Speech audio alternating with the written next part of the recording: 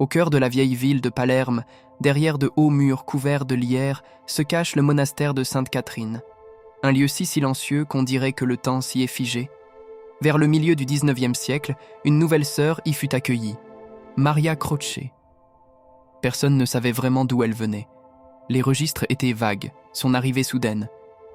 Maria ne parlait presque jamais. Sa peau était d'une pâleur étrange, ses yeux d'un noir profond. Elle priait dans une langue inconnue, ni le latin, ni l'italien, ni le grec.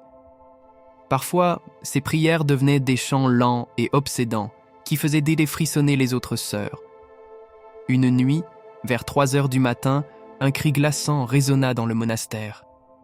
Les sœurs accoururent vers la cellule de Maria et la trouvèrent debout, pieds nus, sur des braises encore rouges près de la cheminée. Elle ne semblait ressentir aucune douleur. Ses lèvres remuaient, récitant une prière silencieuse. Le lendemain, Maria avait disparu. Sa cellule était vide.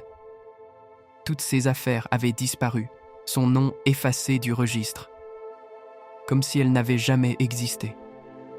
La mère supérieure interdit qu'on en parle, mais certaines sœurs jurèrent d'en l'avoir vue disparaître dans le mur du couloir lorsqu'on tentait de la suivre. Des années plus tard, au début du XXe siècle, pendant des travaux de restauration, les ouvriers découvrirent un passage muré près de l'ancienne cuisine. Derrière, ils trouvèrent un squelette vêtu d'un habit de religieuse. À côté de lui, un médaillon gravé de symboles indéchiffrables, venus d'aucune langue connue. Aujourd'hui, le monastère est ouvert aux visiteurs. Mais les gardiens affirment qu'à minuit, on entend parfois des murmures dans un langage étrange et des pas légers, comme si une silhouette pieds nus traversait encore les couloirs. Si vous aimez ce genre d'histoire vraie et mystérieuse, abonnez-vous. Ce n'est que le début.